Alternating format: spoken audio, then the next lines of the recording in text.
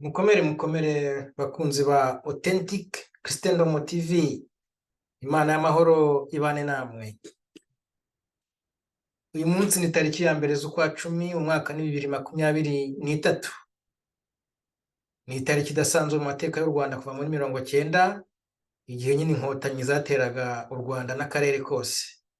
Iyi ni intambara itararangira mu by'ukuri, nkaba nihanganishije abagizweho ingaruka nayo bose, kandi nkomeza n'abayirokotse kugira ngo mukomere kandi mumenye ko Imana iri kumwe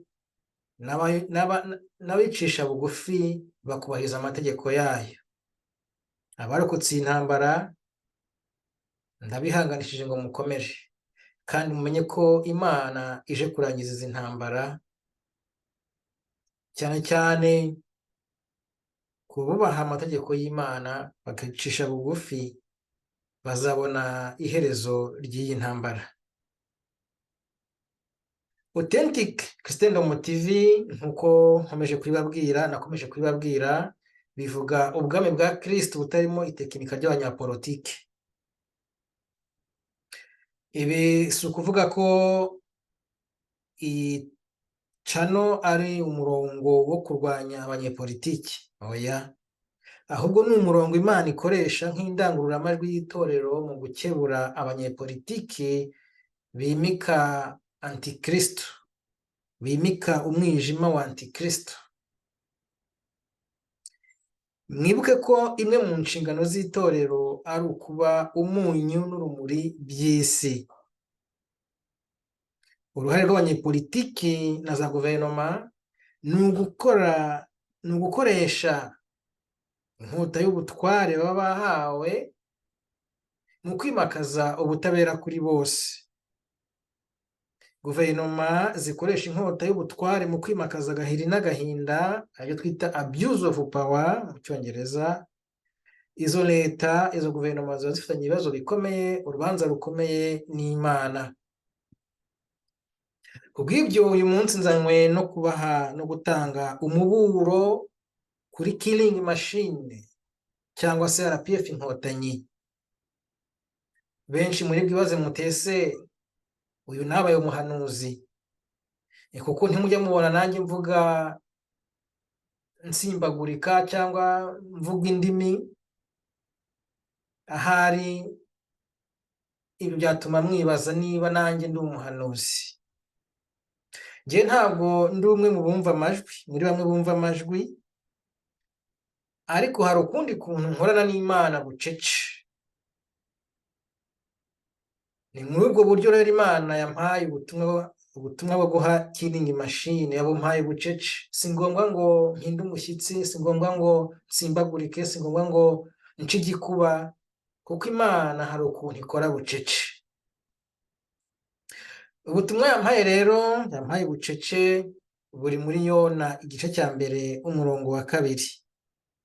Muri ubwo butumwa aho mwumva handitse Ninive muhashyire Kigali. Reka duhite dusoma tudatinze. Yona igice cya mbere umurongo wa 2, ndasoma muri Bibiliya. Iyi ngiyi ni iya mbere ya 94. Ni ibi yanditswe mbere yuko inkotanyi zifata igihugu. Haranditse ngo, haguruka ujye i Nineve, wa murwa munini, uwuburire kuko ibyaha byabo birundanije bikagera imbere yanjye. Reka nsubiremo, haguruka ujye i Nineve, wa murwa munini, uwuburire kuko ibyaha byabo birundanije bikagera imbere yanjye. Iyo ni Imana ivuga aya magambo. Ariko nanasomye noneho muri ibyo yanditswe mu gihe inkotanyi ziri ku butegetsi, yanditswe muri 2004. Reka twumve bo uko mu kinyarwanda cy'ubu ngubu babivuga. Ikinyarwanda cy'ubu ngubu uko babivuga, Yona igice cya mbere bo banditse ngo ni Yonasi igice cya mbere umurongo wa 2. haguruka ujye i Ninive, wa murwa munini, maze uburire abawutuyemo, kuko mbonye ubugome bwabo bukabije. Haguruka ujye i Ninive, wa murwa munini, maze uburire abawutuyemo, kuko mbonye ubugome bwabo bukabije.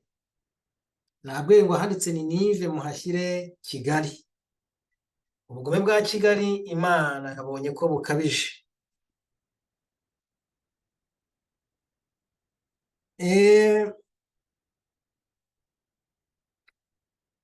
Reka tugendere ko amagambo yanditse muri Bibiliya yanditswe mu gihe cy'inkotanyi muri 2004, kuko ndumva ko ahari ubugome bukabije nibwo busobanura neza FPR inkotanyi. Mu buhanuzi bwa Yona, abavugabutumwa benshi cyangwa se bamwe bakunze kwibanda ku nkuru ya cya gihe nyine Yona amara iminsi 3 mu nda y'ifi mu nyanja Mediterane. Abandi bakibanda kuri ya nkuru y'ukuntu uruzi rwumye, Yona arakaye abonye abantu b'Ininive batarimbuwe. Abantu benshi ibyo nibyo bakunze guha agaciro, ariko hari n'iki kintu noneho cyatumye Imana ituma Yona. Bwari ubugome bukabije bwa Ninive, byari ibyaha bikabije byari bigeze imbere y'Imana. Abashakashatsi rero cyangwa se abasenguzi ba Bibiliya, iyi nkuru ya Yona yo bavuga ko ari urugero rw'abapasitoro babi bahamagarwa n'Imana bakanga kwitaba umuhamagaro, nk'uko Yona nyine yahamagaye ngo ajye kuburira abantu i Ninive akigira i Tarushishi. Bati uru ni urugero rwiza rwatangwa ku bantu bahamagarwa n'Imana gukora umurimo wayo bakigira mu bindi. Ariko bakanongeraho ko icyatumye Yona yanga kujya kuburira abantu b'i Ninive ari uko yifuzaga ko barimbuka, kuko yari azi ko nagenda akababurira bari bwihane, Imana ikareka kubarimbura. Kandi icyabimuteraga ni uko nyine abangaba abantu b'i Ninive bo muri Ashuri nibo bari baratwayeho iminyago ya miryango 10 y'Abisirayeli, bene wabo wa Yona. Nuko rero Yona akavuga ati ngiye kuburira abantu batwiciye, abantu badusenyeye igihugu, kugira ngo Imana itabarimbura. Ibyo bintu byatumye yanga kujya i Ninive, kuko yagira ngo abantu bahatuye barimbuke.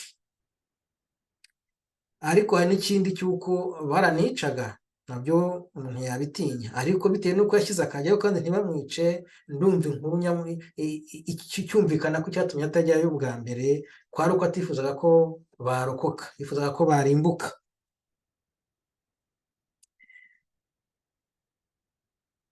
Nshingiye kuri iyi myumvire ya Yona yatumye yanga kujya i Ninive kubaburira ngo batarimbuka, nkabishyira muri kominote yacu ivuga uru rurimi ndi kuvuga, abarwita Ikinyarwanda, abarwita Ikirundi, abarwita Ikinyamurenge, abarwita Igihutu.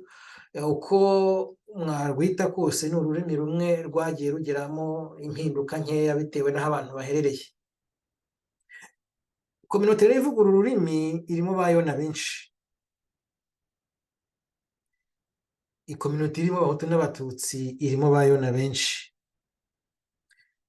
Niho usanga hari amadini y'inzaduka, amadini y'ubwoko, amadini ya ba Yona. Muri aya madini ntiwameneramo ngo ubigishe ijambo ry'Imana. Niyo wajya wenda ubatunguye ntuvuga aleluya ngo bavuge ngo amen. Donc iki kibazo kirahari cy'abo bantu dufite muri kominote bafite uwo mwuka nk'uwa Yona, bifuza ko ubwoko runaka bwarimbuka. Mperutse kubivuga mu kiganiro nakoze kubivuga kuri wiyita Apotre Mignone, wari witwikira igitaramo cyitiriwe Imana ngo akore kudeta i Burundi. Muzi ko yari yabanje kuvugira ku ruhimbi ahamagarira abo yise akoresheje abacu, avuga Abatutsi gusa ko bagomba kujya mu gisirikare kugira ngo basigasire iby'inkotanyi zagezeho. Nigeze no kumva undi mudamu nawe avuga ko avugira kuri YouTube channel nk'iyi ko nubwo ari umunyamasengesho ariko ntashobora guhagarara, ntashobora kumva umwe ngo avugira abahutu bishwe n'inkotanyi, ntashobora kuvugira abahutu bazize jenoside yakozwe n'inkotanyi, akarenga akita umunyamasengesho. Ntacyo byaba bitwaye ari umupagani, kuko abapagani nyine ntawabaveba, ni abapagani nyine, ariko uvuga ko ari umunyamasengesho yarangiza akavuga ati jyewe nubwo ndi umunyamasengesho kuva ndi umututsikazi sinshobora kuvugira abahutu bazize bakorewe jenoside bayikorewe n'inkotanyi. Uwo ngo yarangiza akaza akavuga ngo ni umunyamasengesho. Ngabo ba Yona biganje muri kominote ivuga ururimi ndi kuvuga, ni ku mpande zombi,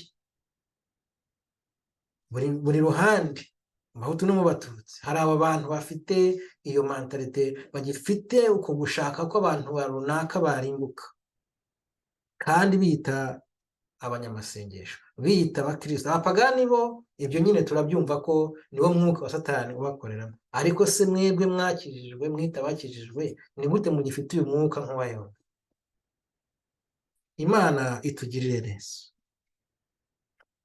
Ntabwo inkuru rero ariyo nyamukuru nk'uko natangiye mbivuga. Inkuru nyamukuru ni ukuburira Kigali ko Imana yacanye itara ry'umutuku i Kigali bitewe n'ubugome bwabo, ubugome bwa FPR bwazamutse bukagera ku Mana. Maze iminsi mvuga ikintu cyitwa, cyangwa se mvuga ko jyewe uko mbona u Rwanda, uko narubonaga mbere, uko mbona n'ubu butumwa, ni uko u Rwanda ari inyabihanga, isambu y'amaraso, akerudama, nk'uko biri mu byakozwe n'intumwa igice cya mbere umurongo wa 19. Nari nsanzwe mvuga ibi bintu, ariko noneho ubutumwa nahawe busa n'ubutandukanye, kuko nubwo nari maze iminsi mvuga ko u Rwanda ari isambu y'amaraso, ibyo biri mu byakozwe n'intumwa kandi ntaho bihuriye n'inkuru y'Nineve. Ubundi mu gutanga, mu kuvuga ijambo ry'Imana, umuntu ntavangirwe n'amarangamutima. Biba byiza iyo umuntu abanje akamenya icyo mesaje abo yandikiwe igihe yandikwaga, uburyo yanditswemo, noneho tukanareba ikivuga mu gihe cyacu. Mu gihe cyacu rero ari kutubwira ko nyine ibyaha by'Ininive bimeze nk'ibyo mu Rwanda. Ubwo rero ikibazo nagize maze guhabwa ubu butumwa kuri Kigali ko ibyaha byabo bikabije, bigeze imbere y'Imana ikabona bikabije, ni uko muri Yona igice cya mbere umurongo wa 2 aho nabonye ubwo butumwa, harimo gusa ngo nyine ubugome bwabo burakabije, ariko ntibavuga ari ubuhe, kuko muri Yona ntabwo harimo detaye z'ubugome bwa Ninive. Ubwo rero nakomeje gukora nyine meditation, nza kubona ubutumwa bundi buje mu buryo muri bucece, message bucece narayibonye imbwira ko ubugome bwa Kigali buri muri Nahumu ibice 3, igice cyose cya 3. Ubwo message yaje muri Yona imbwira ko i Kigali ubugome bwaho bukabije bugeze imbere y'Imana, ariko nta detaye zihari. Ubwo rero byabaye ngombwa ko mbona na detaye. Mwibuke ko nababwiye ko ngiye ntabwo ndi wa muhanuzi wumva amajwi, ahubwo hari ukuntu Imana ikorana nanjye bucece. Izi message nazibonye mu buryo bwa bucece. So ahangaha musobanukirwe neza uko ibintu bimeze. Bwa mbere Imana ituma Yona Ininive barihannye, niyo mpamvu nyine we yarakaye, rwa ruyuzi Imana yaramushyiriyeho ruruma, kuko we yifuzaga ko Ininive irimbuka, ariko yihannye, Abininive bihannye ntibaba bakirimbutse. Nyuma yaho rero, nubwo batarimbutse icyo gihe, ariko baje kongera basubira mu mabi bakoraga abantu b'Ininive. Ininive ni umurwa mukuru, wari umurwa mukuru wa Asiriya cyangwa se Ashuri, babandi batwayeho iminyago ya miryango 10 y'Abisirayeli, bene wabo wa Yona. nyuma yaho rero abantu b'i Ninive nyine barongeye basubira gukora ibyangwa n'Imana, ibyangwa n'Uwiteka, nubwo bari barabiretse icyo gihe mu gihe cya Yona. Noneho nibwo Imana yatumye Nahumu ibishyira en detail. Ni ukuvuga ngo ubutumwa bwa Yona nibwo bwanditswe mbere y'ubwa Nahumu. Mu butumwa bwa Nahumu harimo noneho detaye z'ibyaha by'i Ninive, aribyo Imana ivuga ko bimeze nk'iby'i Kigali. Nahumu yatumwe n'Imana kubwira ubutegetsi bwa Ninive ko nk'uko Imana yabakoresheje mu gusenya ubwami bw'Isirayeli, Isirayeli mu majyaruguru ya miryango 10, ko ari nako noneho Imana yari igiye kurimbura Ninive kubera ubugome bwayo. Kuri uyu munsi Imana iravuga iti nk'uko yakoresheje FPR inkotanyi mu gusenya MRND kubera ibyaha byayo. Nahoze numva umuhanuzi ari kugereranya abayuda n'abanyarwanda, agaragaza ukuntu ngo Habyarimana yishe Kayibanda, byari ibintu bibi cyane. Njye numva n'abandi bantu babivuga kuri za chaîne YouTube, uretse ko benshi babona bumva ari abantu bafite intambara z'uturere, bimwe bya Kigananduga. Ariko ibyo byose hari ikintu kibi cyabaye mu Rwanda cyatumye haba ariya mahano ameze kuriya. Imana yemera ko FPR iza isenya MRND. None uyu munsi Imana iravuze ngo, iri kubwira inkotanyi ngo nk'uko Imana yabakoresheje mwebwe inkotanyi mu gusenya MRND kubera ko hari ibyo itakoze neza Imana yashakaga ko bakora, ni nako Imana ije gusenya FPR inkotanyi kubera ubugome bwayo bukabije. What goes around comes around. Numva mukunze kuvuga Icyongereza yenda kumara kumva neza. What goes around comes around. Ese bundi ubugome bwa Ninive bwa Kigali, ubwa Ninive ya kera na Kigali uyu munsi kuko hari aho bifitanye isano?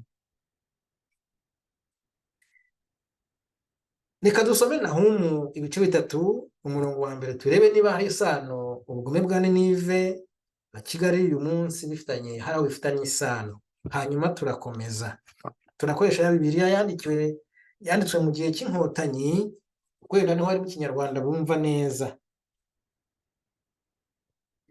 Nahumu ibice 3 umurongo wa mbere haranditse ngo, wa murwa umena amaraso we ugushije ishyano, wiganjemo abanyabinyoma, wuzuyemo n'iminyago, ntuhwema gusahura iby'abandi. Reka hari nsubiremo, ibyaha ubugome bw'i Ninive Imana ibona ko bumeze nk'uburi Kigali uyu munsi. Wa murwa umena amaraso we, kumena amaraso, ugushije ishyano, wiganjemo abanyabinyoma. Ibinyoma murabizi biba mu Rwanda. Mperutse kumva wa muhanuzi wundi witwa banza aba kuri Bizasobanuka TV avuga ko muri iyi minsi bari gukora ikintu ngo cyo kuziba amajwi, ngo icyo kinyoma akaba yarabonye ko ntacyo kizafata kuko Imana ngo itakishimiye. Ibinyoma. Ntuhwema gusahura iby'abandi. Mwese murabona ukuntu abantu bo muri Kangondo basenyewe, intambara zo muri Kongo zo gusahura n'ibindi byinshi. Imana rero kuvuga ko ibi byaha byatumye Ninive irimbuka bigiye kurimbura Kigali, bigiye kurimbura FPR.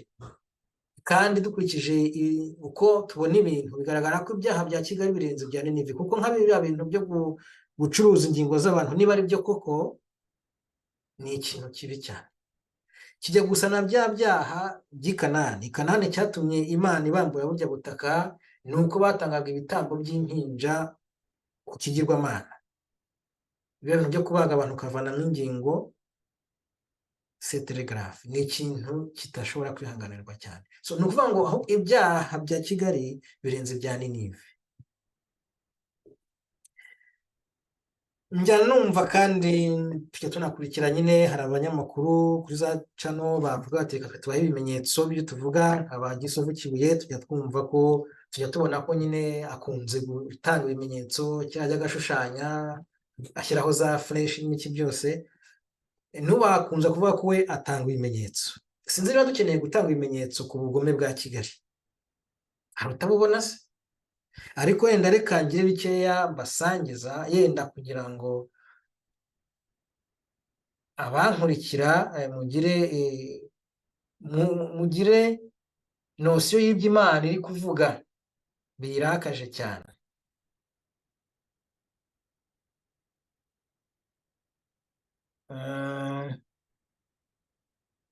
Biri hehe sera? Ndabona byavuyemo.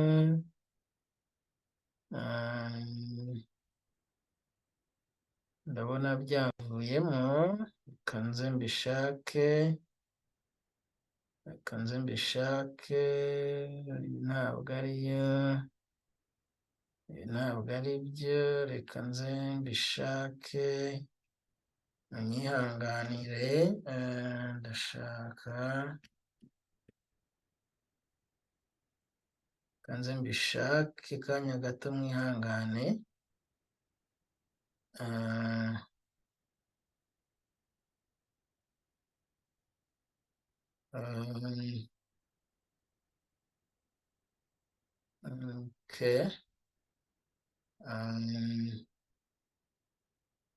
Okay. Ndimo ndabishaka mwihangane, ndimo ndabishaka kuko nabisetinze ndabona byavuyemo. Reka nze mbishake hanyuma mwiyumvire. Nuko ibihe byahindutse vuba, ntabwo ntitwashoboye gukora ibihagije. Umuntu ajya kubamareramo rwose umujinya, bakajyana bakagira icyo bajyana bavanye mu Rwanda, n'abariya bandi baducitse bakambuka ubu bakaba bagaruka tukabakira neza, tukabasubiza mu kongera kuba mu Banyarwanda. Ikijya kimbabaza, ntabwo twabonye umwanya wo kugira ngo bamwe bo kugera hakurya. Les assassinats des Hutus, continuellement. Ils voulaient qu'on continue à assassiner les Hutus. Moi, je les ai dit, ça, ce n'est pas notre mission. Quand ils ont massacré des gens à l'Équateur, les chefs traditionnels sont venus me surprendre. Moi, je dis, c'est pas vrai. Nos alliés ne peuvent pas faire ça sans notre connaissance. Et ils ont dit comment ils ont amené des cadavres, jeté de quoi, des sacs dans le fleuve, et où est-ce qu'ils ont entassé tous ces morts qui ont été massacrés par un certain lieutenant appelé Daniel, major. Et quand ils m'ont dit, j'ai expulsé. Et puis j'ai demandé, mais comment se fait-il que cet homme, avec toute son unité, ait entrepris de telles choses? Or, ils étaient commandités par Kigali, par Kagame, qui voulait qu'on traque les Hutus partout où ils sont et qu'on les liquide. Mais il faut. No ku ntambara zarwanywe zose zaba twabwiraga tuti mwahungiye hakurya y'umupaka, tuzabasangayo, tuzabakurikirana tubibabaze. Abagomba gutaha tubacyure, abagomba kuraswa tubarase. Twarabikoze. Aha, murabyumva rero, iyo ni evidence ihagije, ni ubuhamya buhagije, ubwicanyi FPR yakoze, ni ibintu yagambiriye, barabikoze. Ibyo rero bimwe nyine byageze imbere y'Imana. Ariko reka dukomeze dusharinge, meze mbereke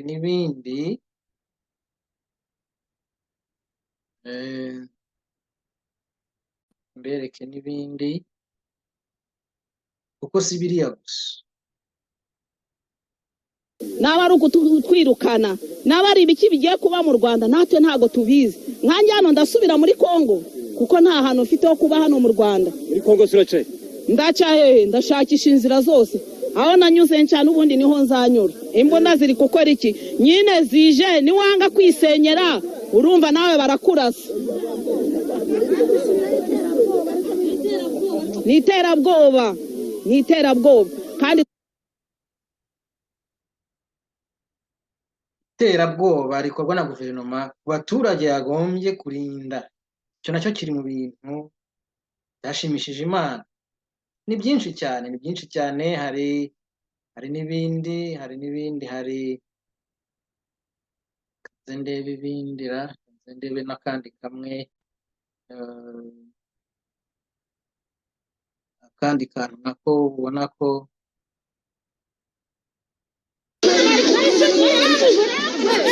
amashusho n'amajwi yafashwe mu kivunge niyo yagaragayemo abadaso, executive w'akagari ka Kabeza ndetse n'umunyamabanga nshingwabikorwa w'umurenge wa Cyuve, bose bahuriza hamwe bakubita Manishimwe Jean Baptiste na Nyirangaruye Clarisse.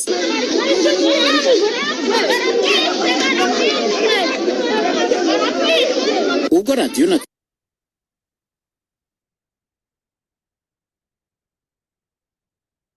murabyiyumvira rero nyine, murabibona namwe akarengane, ubugome buri muri FPR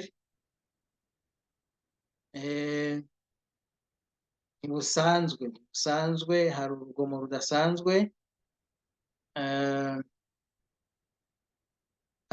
rudasanzwe, reka yenda turangirize kuri iyi video, kuri iyi video yindi nayo mwiyumvire, noneho yo nirurangiza. Nyuma yaho gatoya His Excellence araza. His Excellence aje arantumiza kugira ngo mbe EDK we umufisi muri hafi kuri buri kintu cyose. His Excellence yatanze amabwiriza kuri training ya RDF, kandi kamana chief icyo avuze gihinduka itegeko.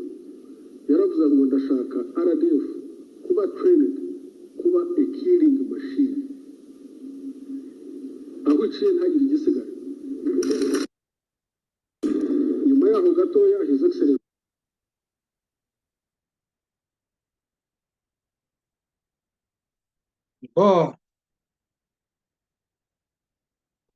ni bikeya, murabizi ibindi byinshi byagiye bikorwa birimo ubugome bukabije bwabaye muri cya gihugu cy'u Rwanda. Twumva ngo batwikiye umuvumo mu majyaruguru, twumva abo kurasa ku manywa y'ihangu, twumva ko bagenda muri convention center agiye ukundi kuntu bamwica, biriya byose byo kwambura abantu ubutaka bwabo. Ubugome burahari rwose bukabije, burenze urugero, burenze igipimo. Ahubwo Imana nuko nyine ari nyimbabazi yihangana. Ubwo ndumva nta bisobanuro byinshi kuri izi video, ahubwo kwari ukugira ngo mwiyibutse, ndababa barabyibagiwe ko ubugome Imana iri kuvuga ari ukuri kandi bakabyemerera. Farawo wo mu Rwanda arabyemerera ko ntiyashoboye kumarariramo abantu umujinya yari afite, kuya yabishobora nta muntu n'umwe warambutse agahunga muri 94. Na nyuma yaho Kabarebe akavuga ati twaforomye ingabo zitwa killing machine yo kwica abantu, nizo ngabo z'u Rwanda, nizo RDF. Ibyo ni ubuhamya bwabo bitangiye, ni ubuhamya butagirwaho impaka. Ubwo rero niyo mpamvu Imana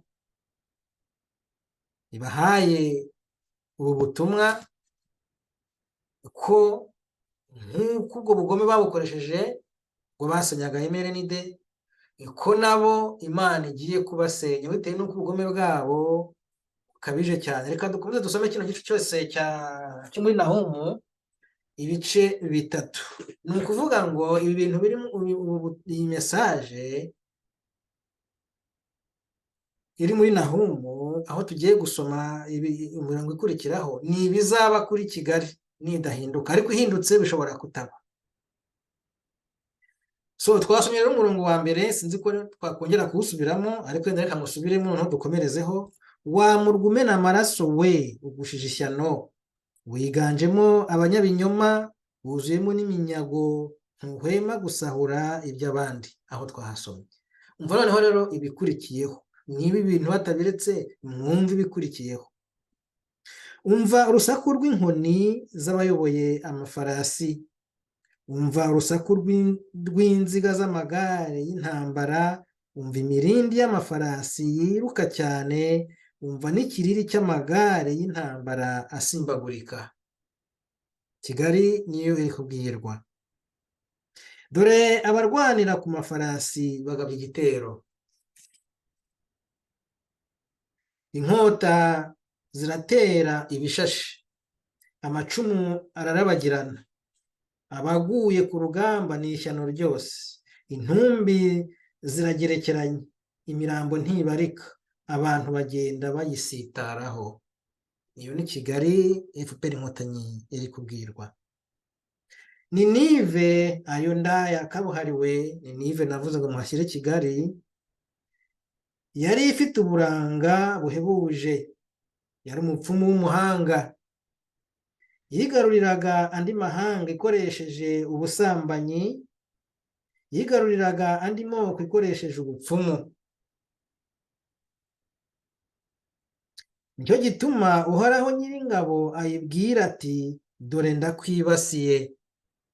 Bantu b'Imana, ikintu kimwe giteye ubwoba mu buzima ni ukumva Imana ikubwira ngo irakwibasiye. FPR Inkotanyi, Imana irabibasiye nimudahinduka, nimudahindura, Imana irabibasiye. Nicyo gituma Uhoraho Nyiringabo ayibwira ati, dore ndakwibasiye, ibyawe nzabishyira ahabona, ukorwe n'isoni, nzereka amahanga ubwambure bwawe, uzakorwa n'ikimwaro imbere y'ibindi bihugu. Nzakujugunyaho ibyanduza bitera ishozi, nzagusuzuguza abantu bose bagushungere. Abazakubona bose bazakugendera kure, bazatangara bati, Ninive ibaye amatongo. Ninive, aha Ninive muhashyire Kigali, kuko ntawe uzayiririra. Uzabona he ushobora kuguhumuriza? Ninive we, Kigali we, ese urinzwe kurusha umujyi wa Tebesi? Uwo mujyi nawo wari wubatse ku nkengero y'uruzi, wari ukikijwe n'amazi, uruzi nirwo rwabaye urukuta ruwurinda. Muri ya Bibiliya kera urwo ruzi bavugamo banza ari Nili, bavuga ko ari Nili. Niho hari ubutegetsi bukomeye bwa Misiri na Kushi. Abaputi n'abanyalibiya baje kuyitabara, nyamara abanzi bayo barayigaruriye. Abayituye bajyanyweho iminyago, abana babo biciwe mu mahuriro y'imihanda. Abanzi bafindiye abanyacyubahiro bayo ngo babigabanye, babohesheje abakomeye bayo iminyururu. Mwabatuye Ninive mwe, Ninive mwibuke ko ari Kigali, nimwe mutahiwe. Mwabatuye Kigali mwe, nimwe mutahiwe. Muzahungetwa nk'abasinzi mwihishe, nimwe mutahiwe gushaka aho muhungira abanzi. Ibigo by'ingabo zanyu byose ntibifashije, bimeze nk'ibiti by'imitini ihishije, ubunyeganyeje imbuto zihungukira mu kanwa ke. Dore ingabo zanyu zifite ubwoba kurusha abagore, imipaka yanyu abanzi barayuguruye, umuriro wakongoye ibihindizo by'amarembo yanyu. Nimwivomera amazi azabahaza mwugarijwe n'abanzi, nimucukure ibumba murikate, nimubumbe amatafari yo gusana inkuta zanyu, icyakora muzicwa n'inkongi y'umuriro, muzashirira ku rugamba, muzatsembwa nk'imyaka itsembwa n'inzige. Mwabaye benshi mumera nk'inzige, mwabaye benshi nk'isanane, mwohereje abacuruzi benshi mu mahanga, ba bandi baza kuduhiga mu buhungiro, kuduhungeta, bamwe Bizimana Jean Damascene yajyaga avuga. Bimwe yavuga ngo bahungeta abantu hirya no hino. Mwohereje abacuruzi benshi mu mahanga, babaye benshi nk'inyenyeri zo ku ijuru, bari bameze nk'inzige zirya ibihingwa zikigurukira. Banza umuntu wavuze ngo bazahungeta abantu mu buhungiro ari ubwo ari dusenga umuremyi, dusenga umuremyi, hajya n'inzu, ariko ntabwo ari Bizimana. Aho ndi wabivuze cya gisaza gifite umutwe munini ukuntu, nshobora kubumwereke nawe kubumwereke. So mwohereje abacuruzi benshi, dusingize Mungu, nidusingize Mungu, ibintu nk'ibyo.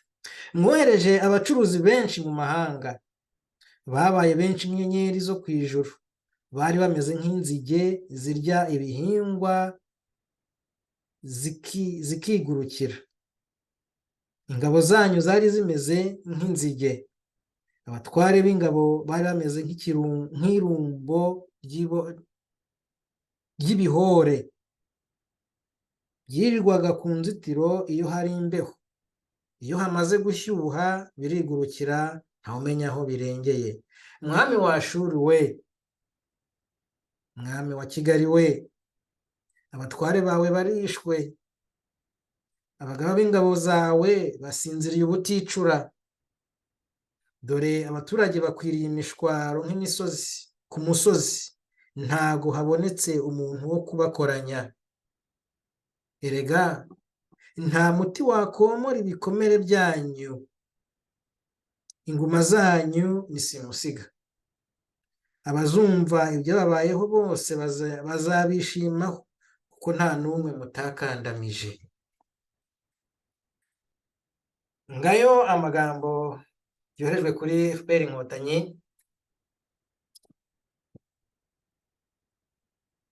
Ntabwo ngewe ndi guca igikuba, ntabwo muri abandi baca igikuba.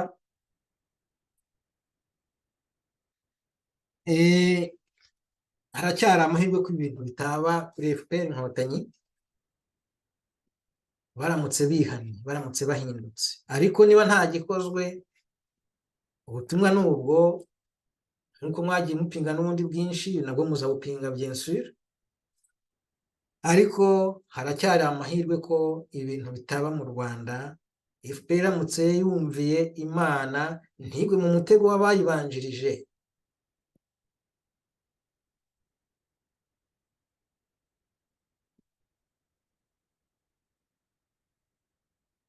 Abera b'Imana,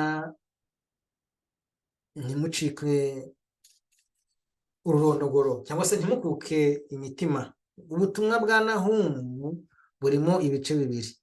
Icya mbere ni ukubwira nyine, kwari ukubwira Ninive ko igiye gusenyuka bitewe n'ibibi, ibyaha byabo byari bikabije.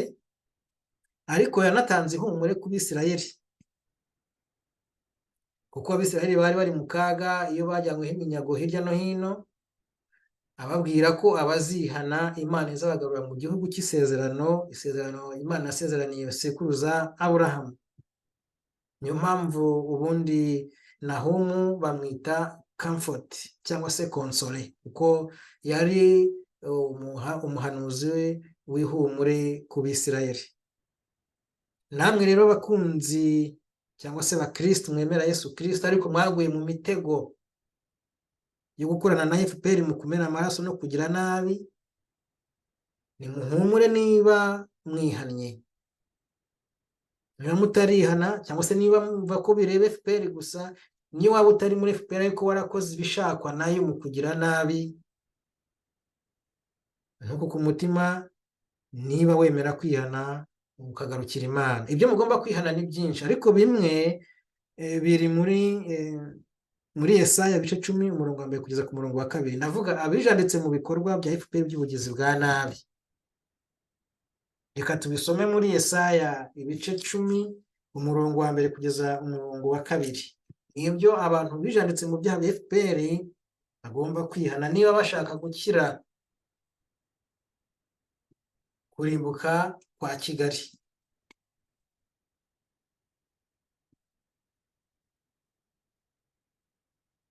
Haranditse ngo ibyo abantu bagomba kwihana, abantu bijanditse mu bugome bwa FPR Inkotanyi, ibyo mugomba kwihana biri muri Yesaya ibice 10 umurongo wa kugeza umurongo wa 2. Hari n'ibindi byinshi kuko ibyaha byo mu Rwanda birenze bya Ninive.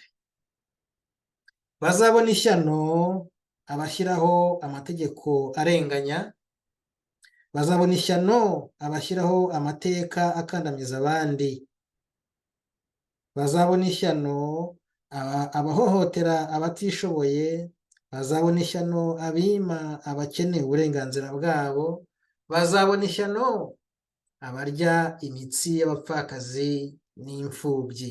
Hari ibyaha byinshi bikorerwa i Kigali murabizi. Abashaka kurokoka inkota y'Imana ije gusenya FPR bitewe n'ububi bwayo n'ubugome bwayo, nimwihane. Bakunzi ba Authentic Christendom TV, ntabwo mfata umwanya muremure gutanga iyi message nayihawe muri iki cyumweru. Nta commentaire nyinshi zo gushyiraho. Jye nababwiye ko Imana ikorana nanjye bucece. Ntabwo ndi wa wundi usimbagurika, ntabwo mvuga indimi, ntabwo mpinda umushyitsi. Yenda niyo mpamvu bamwe bashobora gupinga ubu butumwa, kuko babonye ntikashargura, ntasimbagurika, ntahinda umushyitsi, ntavuga indimi. Ibyo ni uburenganzira bwanyu gupinga ubu butumwa, ariko nabuhawe n'Imana ikora bucece. Abumva ko ubutumwa ari ngombwa mu busangiza abandi, kandi abashyigikiye ko ijwi ry'ubwami bwa Yesu butarimo itekinika ry'abanyepolitike, iri jwi rigera kure, mukore subscribe, like and share, kuko niko YouTube ikwirakwiza ubutumwa. Ibona burebwa n'abantu benshi kandi bwakozwe n'abantu benshi, YouTube ibona ko ari ngombwa bukenewe, ikabuha abandi. Ntabwo umuntu aba avuga ngo mukore subscribe kugira ngo umuntu abone amafaranga, ahubwo ni ukugira ngo iri jwi rye kuba nyamuke. Ubwo rero ndabasaba kugira ngo mukore subscribe, share and like and share, kugira ngo mutere inkunga, kugira ngo iri jwi namwe murisukume rigere kure hashoboka. Imana y'amahoro ibampera umugisha mwebwe mwakoze subscribe n'abazayikora. Reka twiragize Imana dusengera akarere kacu. Mana yo kwizerwa, ubushake bwawe ku Banyarwanda ndetse n'akarere kose ni bube ku ngengabihe yawe yandikishijwe ubuntu bwawe. Icyo nzi cyo nuko imigambi yawe ari myiza ku baca bugufi bakitondera amategeko yawe. Mana yera, hisha mu mababa yawe abitondera amategeko yawe mu Rwanda no mu karere. Mu izina rya Yesu Umwami n'Umukiza wacu, amena.